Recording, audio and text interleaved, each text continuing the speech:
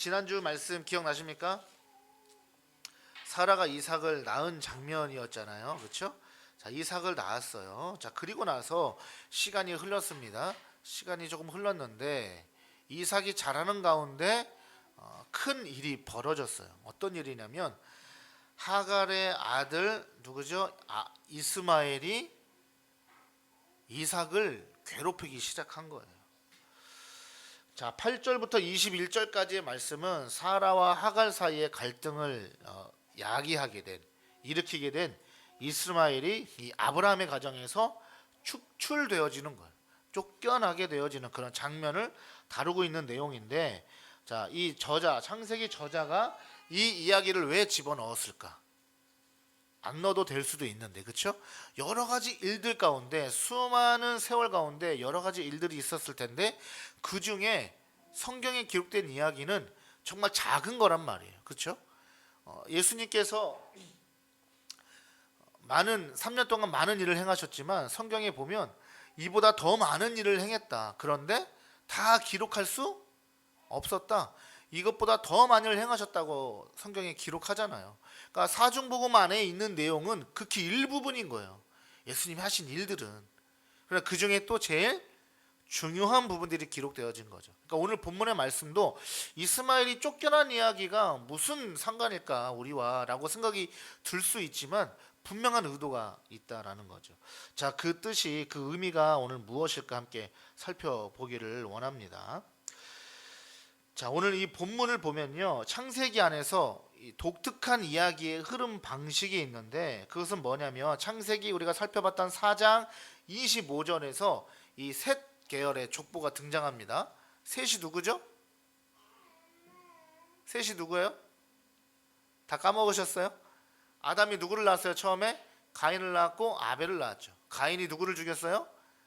아벨을 죽였어요. 그래서 지금 믿음의 계보가 끊어진 거예요, 보면. 그런데 셋이 태어났어요. 그래서 셋을 통해서 어떻게 됐습니까?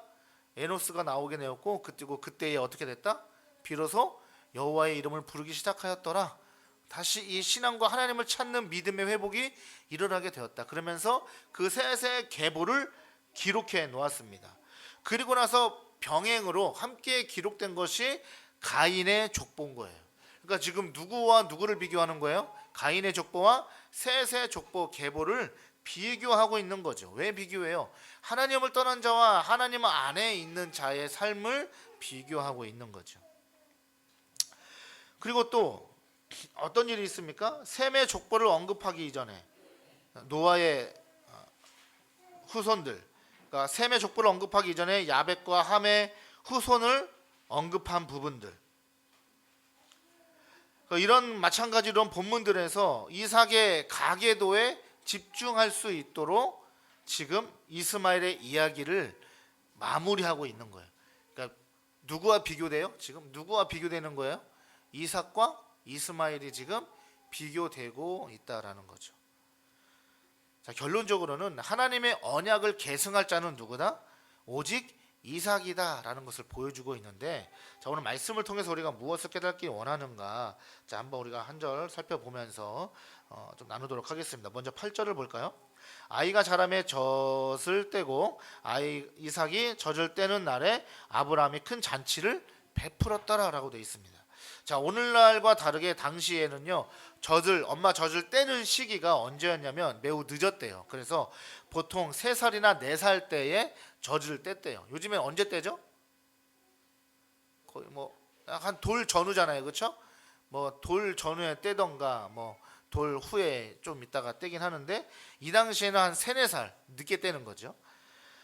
사실 왜냐면 먹을 게 많이 있어요. 없잖아요. 지금이야 분유가 있지만 괜찮았지만, 근데 그 당시엔 그런 게 없기 때문에 그렇겠죠. 자, 그리고 젖을 떼는 시기는 특별히 어떤 의미와 느낌이냐면, 옛날에는요, 아이들이 태어나서 오래 살았어요, 못 살았어요? 오래 못 살았어요. 금방 죽었어요. 그러니까 젖을 뗐다? 그러니까 이 고대 세계에서 아이가 젖을 뗐다? 그러면 이 아이가 그동안 건강하게 잘 자라왔고 앞으로 이제 또 건강하게 자랄 수 있겠구나라고 하는 시기가 되는 거예요. 그런 의미를 담고 있는 거예요. 그래서 앞으로 건강하게 성장할 수 있겠구나라는 가능성을 보여줬기 때문에 그 당시에는 젖을 뗐다. 이제 엄마 젖을 안 먹는다. 그럼 뭐 한다고요? 잔치를 베풀어서 잔치를 여는 거예요. 동네 사람들 다 초대해서 큰 잔치를 베푸는 거죠. 자, 우리나라도 이러한 비슷한 잔치가 있죠. 뭡니까? 그렇죠. 돌잔치죠. 돌잔치를 왜 했는 줄 아세요? 옛날에는 한 살도 1년도 못 돼서 많이 죽었어요, 아이들이. 그렇죠? 뭐 천연두라든지 여러 가지 질병, 전염병 이런 것 때문에 아이들이 금방 죽었단 말이에요. 그래서 1년 살면 뭐 한 거예요? 그 고비를 넘긴 거예요. 잘 산 거예요. 그래서 잔치한 거란 말이에요. 야, 우리 아이가 1년 살았다 이거예요. 생일, 단순히 생일 축하가 의미가 아니라 이와 비슷한 거예요.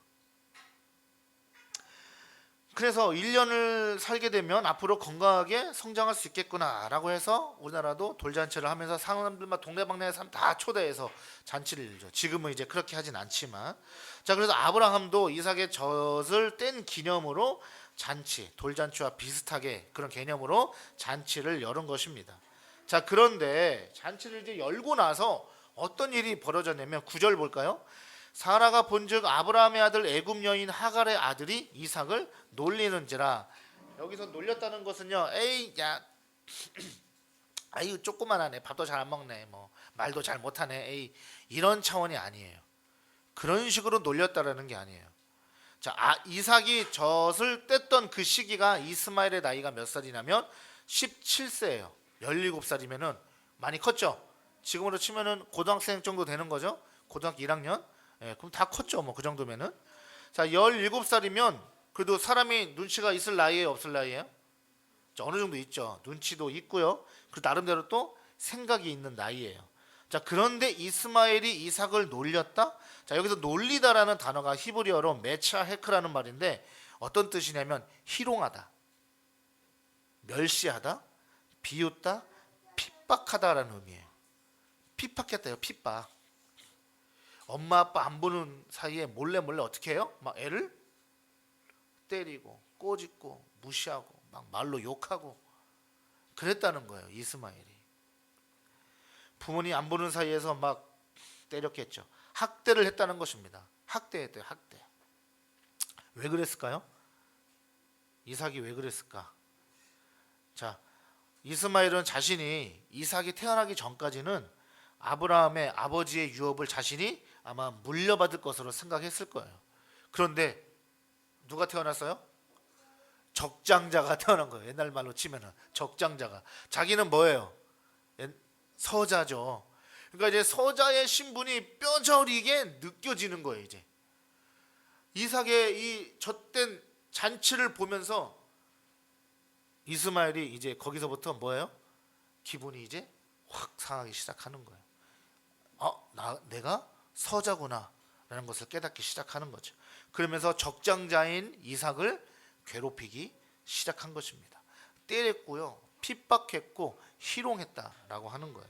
단순히 그냥 메롱메롱하고 놀린 것이 아니다라는 거죠.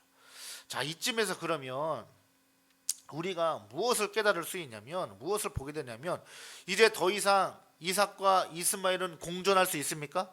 한 집안에서 공존할 수 없다는 것을 이제 우리는 보게 되는 거예요. 자, 이쯤 되면 우리가 이제 매칭이 딱 돼야 되죠. 그동안 이제 말씀을 쭉 들어왔으니까. 뭐예요? 성경이 그러면 무엇을 말하고 있을까?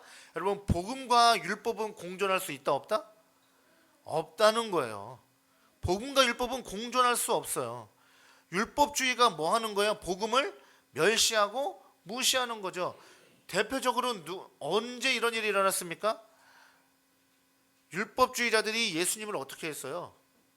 핍박하고 죽였잖아요.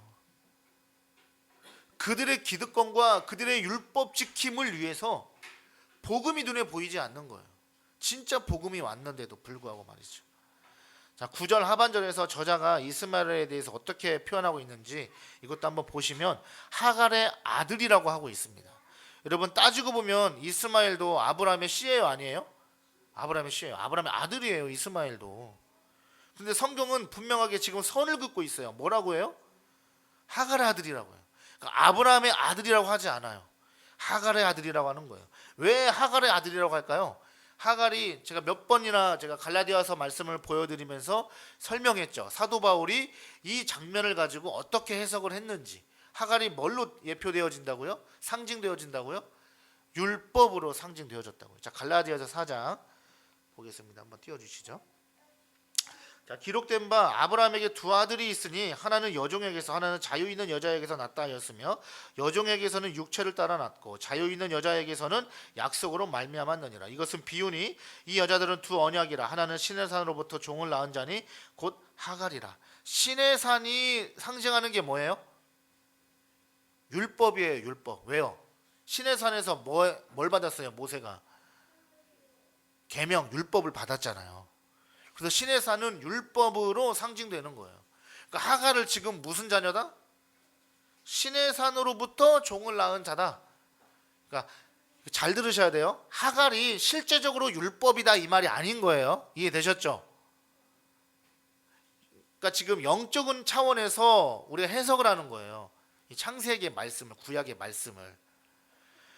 그러니까 하갈이 의미하는 바는 율법이다. 그러면 그 율법의 아들이니까 이스마엘도 뭐예요? 율법이 되는 거예요. 그 율법이 누구를 괴롭혀요 지금? 이삭. 복음으로 상징되어지는 이삭을 괴롭히는 거예요. 자, 우리가 지난주에 나누었던 것처럼 이삭은 바로 복음의 열매였습니다. 아브라함의 아들이었기 때문에.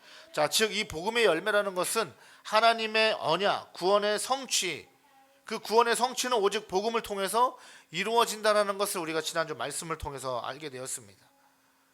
여러분, 율법이 구원을 이루어줍니까? 절대 율법은 구원을 이루어줄 수 없어요. 우리 어떤 행위로, 우리 어떤 착한 일로, 어떤 예배를 매일매일 드린다고 해서 그래서 구원받는 게 절대 아닙니다. 우리 요즘엔 부르지 않지만 제 어릴 때만 하더라도 많이 불렀던 주일학교 찬양, 대표적인 찬양 있죠. 돈으로도 못 가요. 하나님 나라. 오직 뭘로 가요? 믿음으로 가는 거예요. 그러니까 율법은 우리에게 구원을 이룰 수 없다라는 거죠. 그것을 지금 성경이 보여주고 있는 거예요. 자, 이것을 좀 더 살펴보면 10절 볼까요? 자, 그가 아브라함에게 이르되 이 여종과 그 아들을 내쫓으나 이 종의 아들은 내 아들 이삭과 함께 기업을 얻지 못하리라 하므로. 지금 누가 얘기합니까? 사라가 말하고 있는 거예요. 자, 사라가 또 무엇으로 상징되어진다고 했죠? 사라가 신약으로 치면 무엇으로 상징되어진다고요? 교회예요. 교회로 상징되어진다고요. 그러니까 지금 교회는 지금 무엇을 내쫓으라고 지금 얘기하고 있는 거예요? 율법을 내쫓으라. 교회 안에는 뭐만 있어야 된다? 복음만 있어야 된다는 거예요. 복음만. 자, 사라가 하갈과 이스마엘을 내쫓으라고 했습니다. 겉으로 볼 때는 되게 무자비한 것 같죠? 너무한 것 같잖아요. 그렇죠? 어떻게 이럴 수가 있나? 이게 말이 되나? 하나님의 자녀가 그럴 수 있지만, 그러나 같이 있게 되면 같이 있을수록 어떤 일이 벌어지는 거예요? 그거 불쌍하다고 해가지고 같이 있으면 어떻게 돼요? 이스마엘이 이삭을 죽일 줄도 모르는 거예요. 맞습니까? 안 맞습니까? 맞죠? 여러분, 옛날에 우리가 조선시대 이 왕정시대를 생각해봐도 자기가 왕이 되기 위해서 어떻게 해요? 다 죽이잖아요. 이방원 보세요. 이방원. 킬방원이라고 하잖아요. 킬방원. 왜? 하도 많이 죽여가지고 이방원이 다 죽이잖아요. 다. 그리고 세조도 어때요? 자신의 조카인 왕이었는데 그 단종을 폐위시켜가지고 결국에 죽이는. 옛날에 다 그랬단 말이에요. 자기가 그 의의 자리, 자신의 자리에 올라가기 위해서 사람은 죽여요. 이스마엘도 그렇지 않겠냔 말이에요. 지금 이렇게 버젓이 부모님이 있는데도 괴롭히는데, 그렇기 때문에 이스마엘은 떠나야 되고 쫓겨나가야 되는 존재임이 분명한 거죠. 서자가 적자를 무시하고 희롱하는 사건이 발생했으니 사라 입장에서 어찌 가만히 넘어갈 수 있겠느냐라는 거죠. 자, 여기서 사라가 말하는 중요한 포인트가 있습니다. 뭐냐면 이 종의 아들은 내 아들 이삭과 함께 기업을 얻지 못하리라 라는 말씀이에요. 자, 이 하나님의 언약은 누구를 통해서요? 오직 이삭을 통해서만 성취되는 거예요. 자, 하갈과 이스마엘은 자신의 본분을 잊어버린 거죠. 자신의 본분을 잊어버리고 교만하게 행했어요. 육신의 자녀인 이스마엘이 하나님의 약속의 자녀인 이삭을 핍박하고 희롱한다는 것은 곧 누구를 경홀히 여기고 누구를 만홀히 여겼다는 거예요? 하나님을 경홀히 여겼다는 거예요. 왜요? 하나님이 약속한 자녀잖아요. 하나님이 언약한 자녀잖아요. 그러면 자기가 감히 넘볼 수 없는 거예요. 선을 넘을 수 없는 거예요.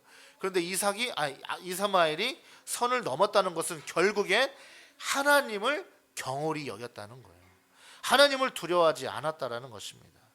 여러분, 율법을 우선시하고 율법주의로 빠져나간다는 것은 결국엔 누구를 두려워하지 않는다는 거예요? 하나님을 두려워하지 않는 거예요. 여러분, 우리의 신앙생활이 전통이 중요한 것이 아닙니다. 이해되셨어요? 전통이 중요한 게 아니에요. 전통이 중요한 것이 아니라 무엇이 중요해요? 예수 그리스도가 중요한 거예요. 하갈과 이스마엘이 자신의 본분을 잊고 교만하게 행했던 것, 육신의 자녀인 이스마엘이 하나님의 약속의 자녀인 이삭을 핍박하고 희롱한다는 것, 그것은 하나님을 경홀히 여기고 하나님을 만홀히 여긴다라는 것이죠. 이것은 죄를 곧 범한 것과 같은 일이다라는 거예요. 이것은 곧 하나님의 인류 구원의 계획을 뭐 한 거예요? 방해한 것밖에 되지 않아요. 가로막는 길이에요. 그러니까 이스마엘은 필연적으로 떠날 수밖에 없는 그런 사람이었던 거죠. 교만과 불순종의 결과물이었던 것뿐입니다. 왜요? 이스마엘을 낳았다는 자체가 아브라함이 어떤 행위였어요? 하나님 앞에 불순종한 결과물이었던 거죠. 자, 11절 볼까요? 아브라함이 그의 아들로 말미암아 그 일이 매우 근심이 되었더니, 아브라함이 또 그래도 서자긴 하지만 자신의 핏줄이니까 안타까워서 그 아브라함의 성품이 나타나죠. 그 아브라함의 성품 중에 하나가 뭐예요? 우유부단함이에요. 우유부단함. 아브라함 우유부단했어요? 그렇지 않았어요? 되게 우유부단했죠. 우유부단했어요. 그 성품이 묻어나는 거예요. 사라는 지금 당장 내쫓아, 내보내, 지금 이러고 있는데 아브라함은 아이 불쌍하잖아. 아이 어떻게 내쫓아, 이 어린 것, 이 저기 엄마하고 단둘이 이 광야에서 어떻게 살아, 지금 이러고 있었던 거죠. 망설이고 있었습니다. 그때 하나님이 말씀하시는 거예요. 하나님이 뭐라고 말씀하십니까? 12절. 하나님이 아브라함에게 이르시되 내 아이나 내 여종으로 말미암아 근심하지 말고 사라가 내게 이른 말을 다 들으라. 이삭에게서 나는 자라야 내 씨라 부를 것임이니라. 하나님이 다시 한번 확증시켜 주는 거예요. 너를 통해서 유업을 얻고 너를 통해서 큰 민족을 이루게 될 대상은 이스마엘이 아니야. 오직 이삭이야. 정신 차리고 내보내. 이렇게 말씀하셨어요. 근심 걱정하지 말라는 거예요. 아내 말을 들으라 라고 말씀하시는 거예요.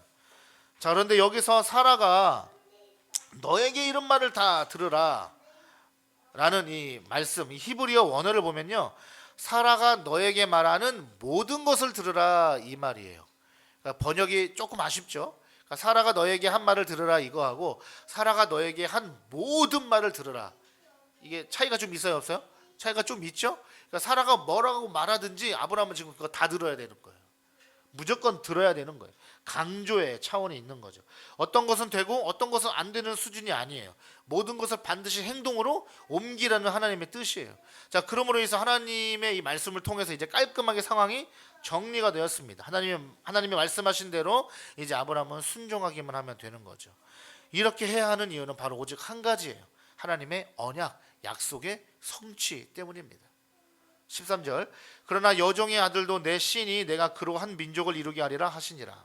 자, 그렇지만 하나님은 매정하세요? 매정하지 않으세요? 매정하지 않으세요. 쫓겨나서 들에서 죽는 신세가 아니라 하나님이 이스마엘을 통해서도 민족을 이루시겠다고 하나님이 약속하시는 거예요. 그러니까 아브라함 보고 걱정하지 말고 내가 책임질 테니까 언약 안에 있는 자녀가 아니기 때문에 너는 이삭을 오로지 신경 쓰고 이스마엘은 내보내야 된다 라고 말씀하시는 거죠. 그렇지만 하나님이 약속의 자녀는 아니지만 그러나 이 땅에서 살아가는 데 필요한 최소한의 돌봄과 은혜를 하나님이 뭐 하신다? 주신다. 이것을 일반 은총이라고 합니다. 일반 은총을 하나님이 베풀어 주시겠다는 거예요. 자, 14절부터 16절까지 쭉 한번 읽어보겠습니다.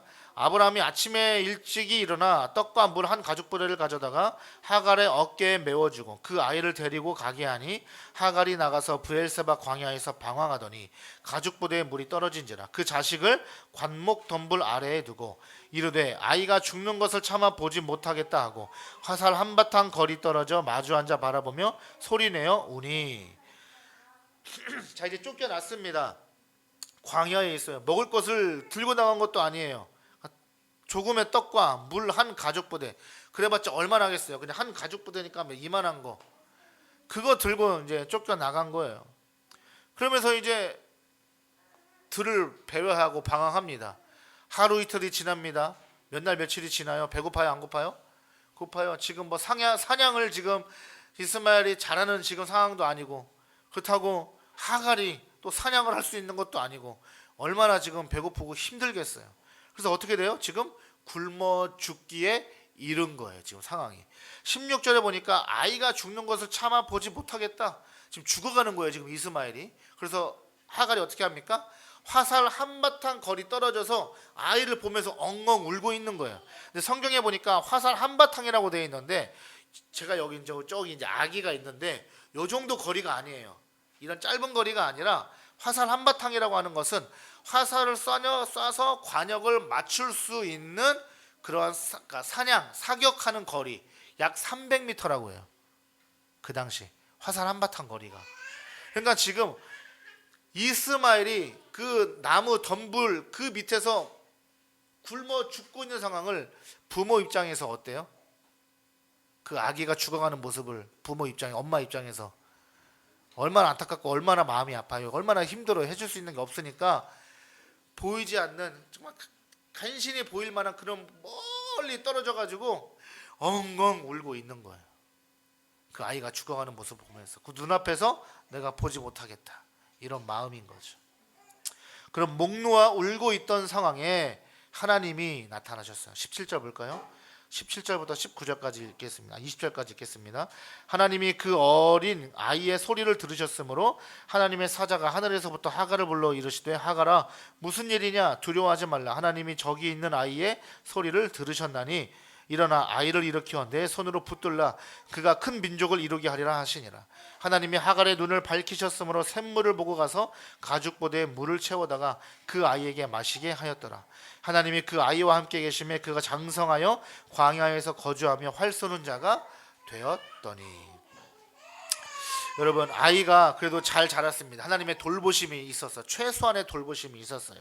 그러면서 이스마엘이 뭐 하는 자가 되었다고요?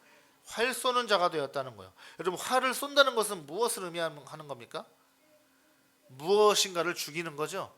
동물을 죽이든 전쟁에서 사람을 죽이든 그 힘을 상징하는 거예요. 자, 고대 이 근동에서 활 쏘는 자라고 하는 이 단어, 이런 이 문학 작품 안에 고대 근동에 여러 문헌들이 있는데 거기에서 활 쏘는 자라라는 이야기가 나왔을 때는요, 분쟁을 일으키기를 즐기는 상황과 관련해서 이런 단어 표현들이 사용되었다는 거예요. 그러니까 즉 이스마엘이 커서 활 쏘는 자가 되었다는 것은 하나님이 베푸신 은혜에도 불구하고 뭐 했다는 거예요? 결국에는 자신들의 그 율법의 길로, 자신의 힘의 길로, 자신의 그 의의 길로 뭐 하는 거예요? 자신의 힘을 의지해서 살아갔다는 거예요. 그러니까 장차 이스마엘과 그의 후손들이 나중에 이삭과 그리고 이삭의 후손들과 뭐 하게 될 상황? 계속해서 그렇죠. 다툼, 분쟁이 일어나게 될 상황을 이 성경이 암시해주고 있는 거예요. 다시 말하면 율법과 그러니까 복음과 율법이 어떻게 해요? 끝까지 어떻게 한다? 우리를 괴롭히는 거예요. 끝까지 율법주의적인 것들이 교회를 괴롭히고요. 율법이 우선이 되게 만들고요. 자기 의가 우선이 되게 만드는 이러한 시도들이 어떻게 해요? 복음을 공격하고 교회를 공격하고 성도 각 개개인을 공격한다 이 말인 거죠. 영적인 의미에서 하나님의 언약 밖에 있는 자들, 즉 불신자들이 있겠죠. 그 불신자들을 또한 어때요? 끊임없이 하나님의 백성들, 하나님의 자녀들을 어떻게 합니까? 공격하고 괴롭히게 되는 것을 우리는 또 보게 되는 거죠. 영적인 차원에서 바라보면 이스마엘이 활 쏘는 자가 되었다는 것은요, 자기 힘을 의지하고 이 세상을 힘으로 다스리면서 지배하려고 하는 그 인간의 전형적인 자기 의에 빠진 사람이 되었다, 이 말인 것입니다. 여러분, 인간은 이래요. 이게 인간인 거예요. 자기 의를 그렇게 살아갑니다. 복음을 공격하고 예수 그리스도를 공격하고 예수 그리스도와 그 예수 그리스도의 몸된 교회, 그리고 그 주님을 믿고 살아가는 주님의 거룩한 백성들 한 사람 한 사람, 그럼 한 사람 한 사람들이 예수 그리스도를 주인으로 인정하며 우리 주님만 바라보며 살아가게 하는 것이 아니라 찌르고 공격하고 예수가 다가 아니야, 예수님 가지고는 안 돼, 예수님 가지고는 부족해, 너의 길을 만들어가, 너의 길을 가 라고 하는 이러한 공격과 시도들이 여러분 끊임없이 우리 안에 일어나게 된다는 거죠. 그때마다 어떻게 해야 됩니까?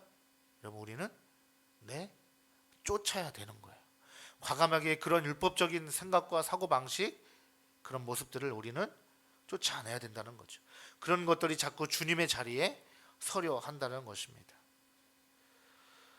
자, 마지막 21절 보겠습니다. 그가 바람 광야에 거주할 때에 그의 어머니가 그를 위하여 애굽 땅에서 아내를 얻어 주었더라. 자, 앞전에서 활 쏘는 자가 되었다는 의미도 심각한 문제를 안고 있었죠. 활 쏘는 자가 되었다는 의미가. 자, 그런데 21절의 말씀은 더 심각한 상황으로 나가는 거예요. 자, 하갈이 이스마엘을 위해서 애굽 여인을 아내로 얻어 주었다는 거예요. 애굽 여인을. 자, 아무래도 하갈 자신이 애굽 사람이었잖아요. 애굽 사람이었기 때문에 아무래도 마음이 그쪽에 갈 수밖에 없는 것 이해가 됩니다. 그러나 성경 안에서, 말씀 안에서 애굽이 의미하는 바가 있어요. 애굽이 의미하는 바는 분명해요. 뭐예요? 율법과 세상을 상징해요. 사단의 나라, 사단의 세상을 상징한다고요. 애굽 여인을 아내로 맞이했다는 것은 하나님으로부터 뭐 했다는 거예요? 이제 완전히 멀어지게 되었다는 거예요. 하나님으로부터 멀어지게 됐다는 일을 보여준 거예요.